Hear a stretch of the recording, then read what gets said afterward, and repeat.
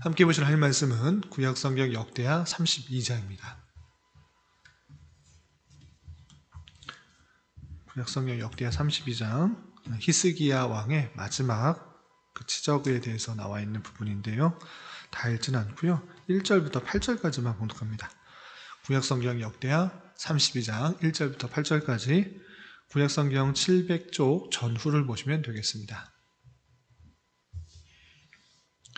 1절부터 8절까지 함께 봉독합니다.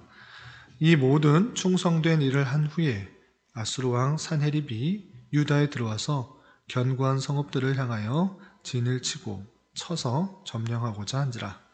히스기야가 산헤립이 예루살렘에 치러 온 것을 보고 그의 방백들과 용사들과 더불어 의논하고 성 밖의 모든 물 근원을 막고자 하며 그들이 돕더라.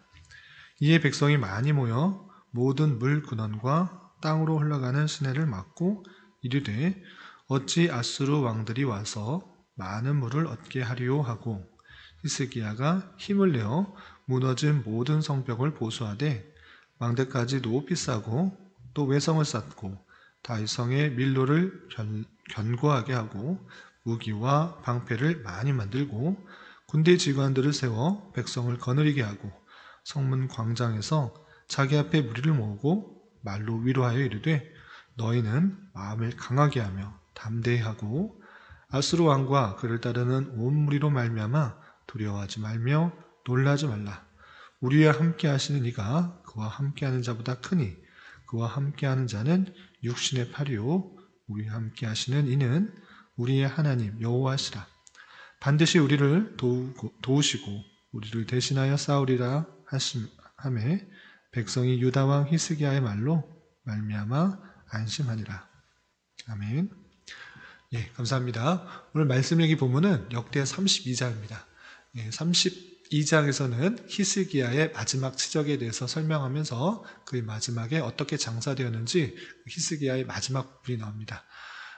남유다의 13번째 왕이었던 히스기야, 그가 참으로 선하게 여호와 보시기에 정직하게 행하였다는 내용들이 29장부터 32장까지 4장에 걸쳐 많은 분량을 할애하면서 그 치적을 자세하게 설명하고 있습니다. 성전을 정화했을 뿐만 아니라 유월절을 지키고 그리고 모든 종교개혁들을 단행함으로써 하나님을 섬기는 그런 모습들이 남유다에 온전히 회복될 수 있도록 힘썼던 왕입니다. 그럼에도 불구하고 히스기야는 그 통치의 중반 이후 또 말년에 이르렀을 때 그 안에서도 여전히 연약한 모습들, 또 부족한 모습들, 교만한 모습들이 보이게 되는 것입니다. 그래서 마지막 이 32장에서는 히스기야의 좀 부족한 모습, 연약한 모습, 그 모습들도 잠깐 자세하게는 설명하지는 않고 잠깐 이렇게 설명하고 있는 것입니다. 그 내용을 통해서 우리가 어떤 것들을 또 생각할 수 있는지 생각해보는 시간을 갖도록 하겠습니다. 우선 32장 1절에서는 이렇게 설명을 하고 있습니다. 이 모든 충성된 일을 한 후에 되어 있는데 앞서서 29장부터 31장까지 우리가 자세하게 살펴본 것과 같이 자신이 왕위에 오르자마자 성전을 정화하고 또 유월절을 지키며 레위인과 제사장들에게 직임과 책임을 다할 수 있도록 헌금을 하고 또 백성들에게 11조를 독려하게 하여서 하나님을 섬기는 일들을 잘 회복할 수 있도록 종교개혁을 단행한 것입니다. 이렇게 이 모든 충성된 일을 다 한 후에 어떤 일이 발생하는가? 아수르 왕 산헤립이 유다에 들어와서 견고한 성읍들을 향하여 진을 치고 쳐서 점령하고자 한지라 라고 되어 있습니다. 충성된 일을 다 했는데 기쁘고 좋은 일, 행복하고 평안한 일만 찾아온 것이 아니라 아수르의 산헤립 왕이 유다에 진을 치고 공격하려 온 것입니다. 그러면 그때가 어느 때인가? 그리고 지금 북이스라엘은 어떤 모습인가? 북이스라엘이 정말 남아있는가? 아니면 멸망되어 있는가? 그 역사적 관계를 잠시 살펴보고 가는 것이 좋을 것 같아서 열왕기하를 찾아보도록 하겠습니다. 열왕기하에 이 장면이 아주 구체적이고 자세하게 설명되어 있어서 찾아보고 잠깐 역사적 배경을 확인하고 넘어가도록 하겠습니다. 열왕기하 18장을 보면 유다 왕 히스기야가 그의 치적에 대해서 여러 가지 설명하고 있는데 그 부분은 이제 유다 왕 아수르 왕이 북이스라엘뿐만 아니라 남유다를 계속적으로 공격하는 내용들이 쭉 자세하게 설명되고 있습니다. 거기 좀 살펴보겠습니다. 열왕기하 18장 1절을 먼저 보면 이스라엘 왕 엘라의 아들 호세아 제3년에 유다 왕 아하스의 아들 히스기야 왕이 되었다라고 되어 있습니다. 이 북이스라엘의 마지막 왕이었던 호세아 제3년에 유다 왕 아하스 아들 히스기야가 왕이 되었다라는 것입니다. 그래서 호세아가 즉위한 연도가 약 대략 BC 731년 정도 되는데 그 731년으로부터 제3년 그러니까 약 728년 정도 되는 그런 때에 히스기야가 즉위한 것입니다. 그래서 BC 728년 정도 즉위했다 이렇게 생각하시면 되고요. 또 뛰어넘어서 9절을 보면 히스기야 왕 제4년 곧 이스라엘 왕 엘라의 아들 호세아 제7년에 아수르의 왕 살마네살이 사마리아로 올라와서 에워쌌더라 되어 있고 10절 계속해서 보면 3년 후에 그 성읍이 함락되었고 곧 히스기야 왕 제6년 이스라엘 왕 호세아 제9년에 사마리아가 함락되었다라고 되어 있습니다. 그러니까 히스기야 6년째 되는 그 해 그러니까 연도로 찾으면 BC 722년경에 북이스라엘은 호세아의 마지막 왕으로 호세아 9년 정도 되는 그 해에 이제 북이스라엘은 아수르에 멸망당한 것입니다. 그리고 그럼 지금은 언제인가 이제 북이스라엘을 다 아수르에 멸망되었고요. 이제 남유다까지 계속 북이스라엘은 공격해 오는 것입니다. 그 내용이 13절에 이렇게 표현되어 있습니다. 열왕기하 18장 13절 보면 히스기야 왕 제14년에 아수르의 왕 사네립이 올라와서 유다 모든 견고한 성읍들을 쳐서 점령함에 이렇게 되어 있습니다. 그러니까 북이스라엘은 호세아 9년 히스기야 왕 제6년에 멸망을 당하게 되었고 그리고 이제 히스기야 왕 제14년 그녀로부터 약 8년 정도 지난 것입니다. 8년 정도 지나서 아수르 왕도 아까는 살마네셀이었는데 지금은 사네립입니다. 그래서 아수르 왕도 바뀐 것입니다. 그리고 사네립이 이제 남유다까지 와서 견고한 성읍들을 치고 점령하고 이제 예루살렘까지 점령하려고 이렇게 진을 치고 있는 그런 상황입니다. 그래서 히스기야 왕 제14년에 아수르 왕 사네립이 예루살렘을 공격했다 이렇게 이해하시면 될 것입니다. 그래서 히스기야 왕이 25세 때 왕위로 올라서 29년을 다스렸는데 히스기야 왕 제14년 정도에 아수르가 남유다를 공격했다 이렇게 이해하시면 될 것입니다. 그래서 14년간은 그나마 종교개혁을 단행하고 여러 가지 하나님께서 보시기에 선한 일들을 행했지만 14년 정도 되었을 때 히스기야가 절반 정도 그의 통치 절반 정도 왔을 때 큰 위기가 닥치게 된 것입니다. 그것은 다름 아니라 아수르의 왕 사네립이 남유다를 치기 위해서 성읍들을 점령하고 진을 쳤다라는 것입니다.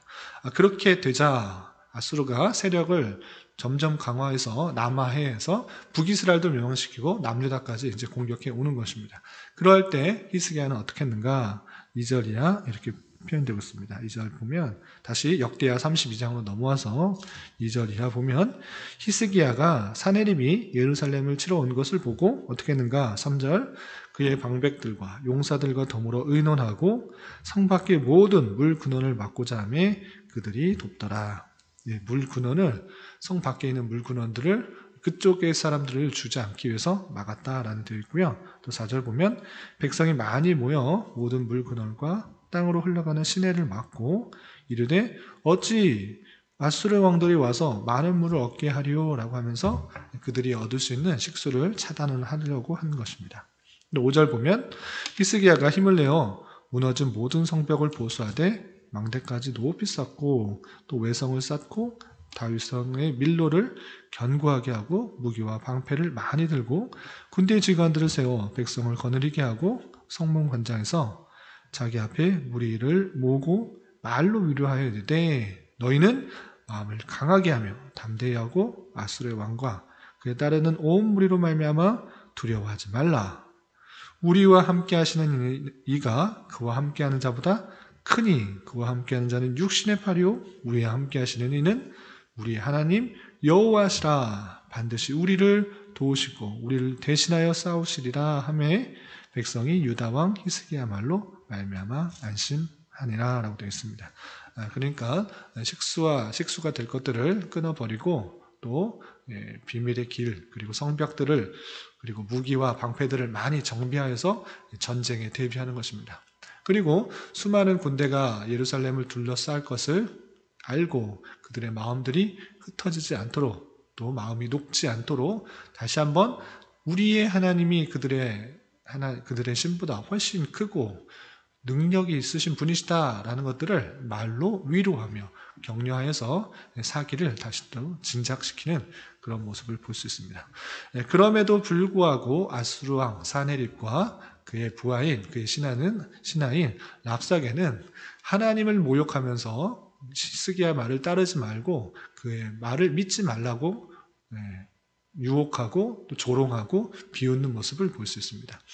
그래서 하나님이 너를 지켜줄 것 같으냐? 그렇지 않다. 하나님의 능력은 너희들을 구원할 수 없다. 그렇게 말을 하면서 특별히 사네립의 신하인 랍사게는 아람의 말로 그들의 말로 하는 것이 아니라 유다의 말, 이스라엘 사람들이 쓰는 그런 히브리 말로 하나님을 비웃고 조롱하고 백성들을 요동치게 그렇게 말을 하면서 사기를 꺾어 나가는 그런 모습을 볼 수 있습니다. 이렇게 많은 사람들의 아수르 군대가 진을 치고 욕을 하며 비웃으며 심지어 유다 사람들이 알아들을 수 있는 말로 하나님을 믿지 못하게 하나님을 조롱하자 히스기야는 하나님 앞에 기도를 하게 됩니다. 32장 20절을 보면 이러므로 히스기야 왕이 아모스의 아들 선지자 이사야와 더불어 하늘을 향하여 부르짖어 기도하였으니 라고 되어 있습니다. 온전히 이제 하나님밖에 의지할 것이 없다라고 느꼈던 히스기야는 하나님 앞에 온전히 부르짖게 되고 그래서 어떻게 되는가? 21절 여호와께서 한 천사를 보내어 아수르 왕의 진영에서 모든 큰 용사와 대장과 지휘자들을 멸하신지라. 아수르 왕이 낯이 뜨거워 그의 고국으로 돌아갔더니 그의 신내 전에 들어갔을 때에 그의 몸에서 난 자들이 거기서 칼로 죽였더라 라고 되어 있습니다. 그래서 간단하게 기도했더니 죽었다 이렇게 표현됐는데 열왕기하 18장에서부터 19장에 이르러 아주 길고 자세하게 이 부분에 대해서 히스기야가 행했던 모습들을 잘 설명했는데 여기서는 간략하게 그 결과만 이야기를 하고 있습니다. 즉 하나님께 그 어려움을 당했을 때 하나님께 기도하였더니 그 아수르의 군대가 다 죽었다 이렇게 된 것입니다. 아주 유명한 그런 사건인데 그렇게 하나님께 부르짖고 기도하였을 때 그 다음날 하나님의 천사가 아수르의 군대 정확하게 열왕기하에는 그 숫자까지 표현하고 있는데 18만 5천 명이라는 그 대군을 하룻밤 사이에 다 죽여버리는 그런 일이 있었던 것입니다. 그래서 그 둘러싼 그 수많은 무리가 하루아침에 다 전사하게 되고 칼 한 번 쓰지 않았는데 남유다의 백성들이 칼 한 번 쓰지 않았는데 그 기도로 말미암아 그 대군이 죽게 되는 그런 사건이 있었던 것입니다. 그리고 겨우 산헤립만 고국으로 돌아가서 목숨만 건져서 돌아갔지만 그의 신하들로 말미암아 죽게 되는 그런 일이 있었다라는 것을 열왕기하에서는 구체적으로 밝혀주고 있는 것입니다. 그렇게 큰 대군으로부터 승리한 히스기야는 어떻게 되었는가? 22절, 23절에 이렇게 표현되고 있습니다. 22절 보면 이와 같이 여호와께서 히스기야와 예루살렘 주민을 아수르 왕 사네립의 손과 모든 적국의 손에서 구원하여 내사 사면으로 보호하심에 여러 사람이 예물을 가지고 예루살렘에 와서 여호와께 드리고 또 보물을 유다 왕 히스기야에게 드린지라. 이후부터 히스기야가 모든 나라의 눈에 존귀하게 되었더라 라고 되어 있습니다. 히스기야가 히스기야에게 찾아온 큰 어려움, 큰 환난, 큰 어려움. 그런데 그가 보인 행동은 하나님께 온전히 의지함으로 말미암아 오히려 그 사건이 역전되어서 히스기야는 많은 사람들로부터, 주변의 나라로부터 인정을 받고 존경을 받고 우러러보게 되는 그런 사건으로 변하게 된 것입니다. 당장에 찾아오는 그런 어려움 때문에 낭망하고 좌절할 것이 아니라 이것을 통해 하나님께서 원하시는 것들이 무엇인지를 잘 생각해 볼 때 오히려 아수르가 공격해온 그 사건은 히스기야를 더욱더 하나님을 의지하게 하는 사건이었고 그로 말미암아 그의 신앙이 올바로 서게 되며 또 많은 사람들이 히스기야의 그 신앙들, 하나님의 어떠하심들을 깨닫게 하는 수단과 방편으로 사용하고 있다라는 사실들을 살펴볼 수가 있는 것입니다. 그렇지만 히스기야는 그럼에도 불구하고 다른 사건에 있을 때는 또 연약한 모습들을 계속적으로 볼 수 있습니다. 그 사건이 다름 아니라 히스기야가 죽을 병에 걸렸을 때 기도하여 치유가 되는 그런 일이 있었지만, 그런 놀라운 기적이 있었지만 그의 마음이 온전히 하나님을 향하여 겸손하지 못하고 교만하게 될 때 나타난 그런 잘못들입니다. 그것이 24절 이하 26절까지 이렇게 표현되고 있습니다. 24절부터 쭉 보면 그때 히스기야가 병들어 죽게 되었으므로 여호와께 기도하며 여호와께서 그에게 대답하시고 이적을 보이셨다 되어 있습니다. 아주 간단하게 그냥 설명하고 있습니다. 그냥 병에 죽게 되었는데 기도하여 나았다 이렇게 되어 있는데 열왕기 하에는 아주 구체적이고 자세하게 나와 있는데 그 간절한 기도로 말미암아 죽어야 되는 그런 병이었음에도 불구하고 그 기도를 들어서 수명이 연장되는 그런 일들을 구체적으로 설명하고 있는 것입니다. 그런데 그 병이 나았는데 어떻게 되는가? 25절 히스기야가 마음이 교만하여 그 받은 은혜를 보답하지 아니하므로 진노가 그와 유다와 예루살렘에 내리게 되었더니 26절 히스기야가 마음의 교만함을 뉘우치고 예루살렘 주민들도 그와 같이 하였으므로 여호와의 진노가 히스기야의 생전에는 그들에게 내리지 아니하니라. 아멘. 이렇게 됐습니다. 죽을 병이 들었던 것 기도하였더니 나았습니다. 그런데 히스기야는 그것에 대해서 하나님께 감사하지 못하고 내가 열심히 기도했기 때문에, 내가 열심히 간구했기 때문에, 또한 내가 열심히 하나님을 잘 섬겼기 때문에 그렇게 된 것이다 생각하면서 나의 열심, 나의 노력, 그런 것들이 더 하나님을 감동시켰구나라는 생각을 하며 교만하게 되었던 것입니다.